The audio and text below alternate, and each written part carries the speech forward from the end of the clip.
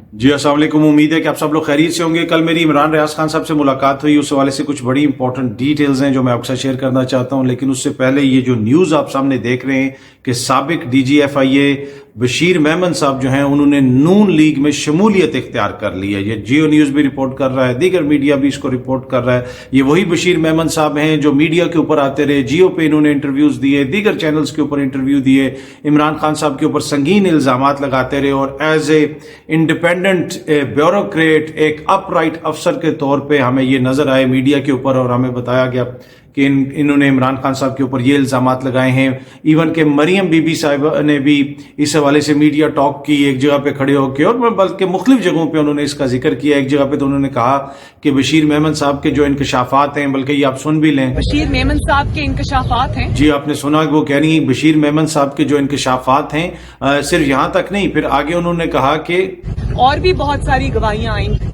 जी आपने सुना, वो कह रही हैं कि और भी बहुत सारी गवाहियां आएंगी।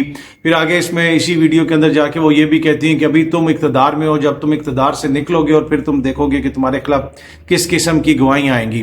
तो ये बताया गया कि बशीर मेमन साहब जो कह रहे हैं वो एक इंडिपेंडेंट विटनेस है और उसने ये गवाहियां दी हैं, और वो जो इमरान खान साहब के ऊपर इल्जामात लगा रहा है वो बिल्कुल दुरुस्त इल्जामात हैं, क्योंकि उनका सियासत से कोई ताल्लुक नहीं, वो तो एक ब्यूरोक्रेट है और ब्यूरोक्रेट इंडिपेंडेंट होता है। तो ये एक तरह से तासुर दिया गया। लेकिन अब जो है पता चल रहा है कि वो नून लीग में शामिल हो गए।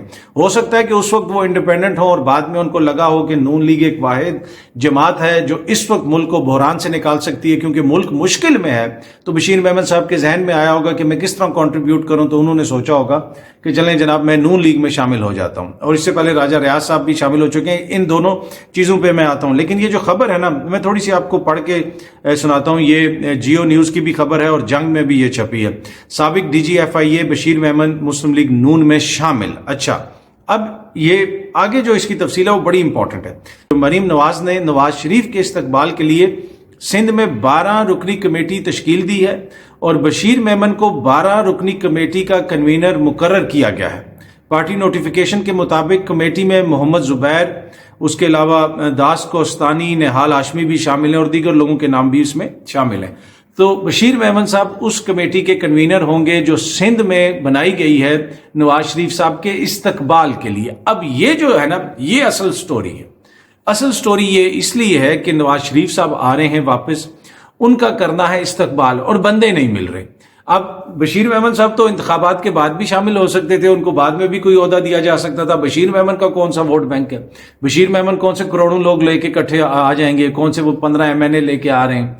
तो और बशीर मेमन साहब तो बाद में भी शामिल हो सकते थे। इसी तरह राजा रियाज साहब कुछ अरसा बाद भी शामिल हो सकते थे। अभी क्यों शामिल किया गया? ये इन लोगों की जरूरत नहीं, ये इस वक्त नून लीग की जरूरत है। इनको बंदे नहीं मिल रहे कि नवाज शरीफ साहब का इस्तकबाल किस तरह करना है। ये डेस्परेशन आपको शो करती है कि इनको पता है कि अगर इस मौके के ऊपर ये शामिल हुए, तनकीद भी होगी, लोग क्वेश्चन भी करेंगे कि भाई ऑपोजिशन लीडर जो है जाके वो शामिल हो गया है नून लीग में।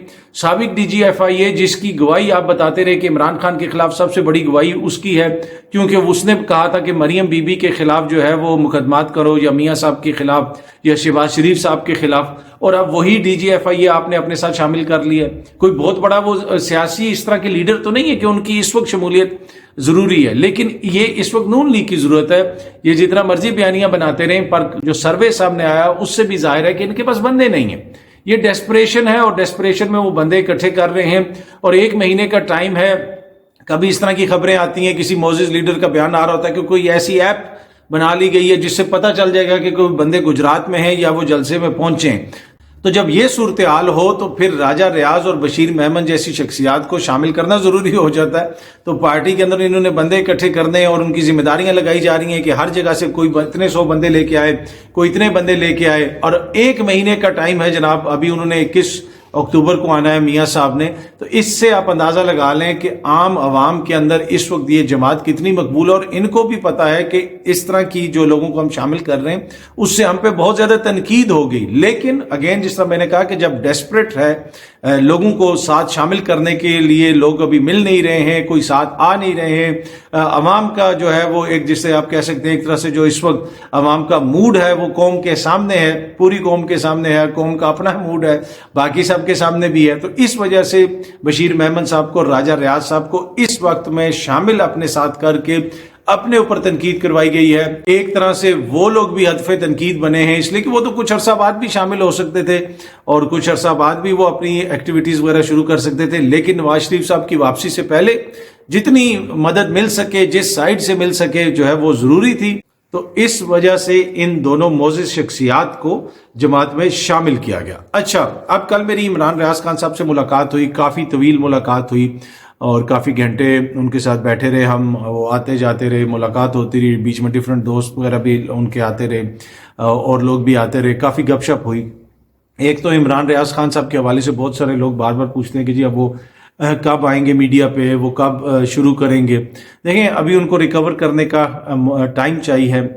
جو ایک دفعہ تو عمران کو دیکھ کے ٹو بی آنیسٹ جو ہے مجھے رونا آ گیا. عمران اس وقت کمرے میں نہیں تھا، اس کے سامنے میں نے عمران کے سامنے کوئی ایسا کوشچن نہیں کیا، کوئی ایسی بات نہیں کی کہ جناب زیادہ پوچھوں کہ ادھر کدھر تھا تو ادھر کیا تھا، کہ وہ دوبارہ کہ وہ ٹراما پھر ری لیو نہ کرے.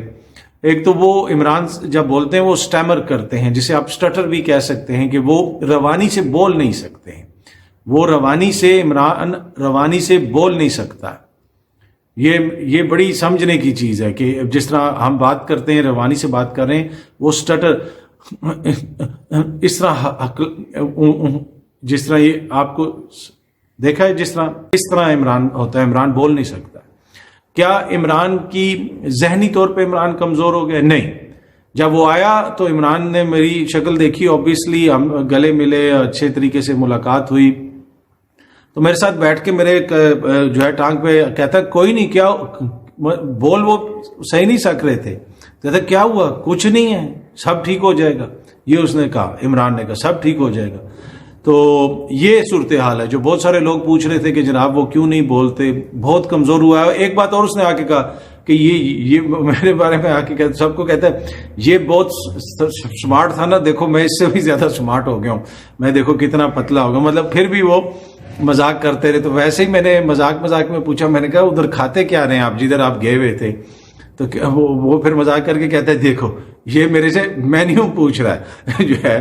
تو پھر جو ہے وہ ہم کافی، اس لیے کہ کوشش یہ تھی کہ تھوڑا سا ہنسی مذاق ہو، تھوڑا سا اس کا موڈ بہتر ہو. پر مجھے بالکل بھی پریشان نہیں لگا کہیں پہ بھی. عمران ریاض خان مجھے پریشان نہیں لگا.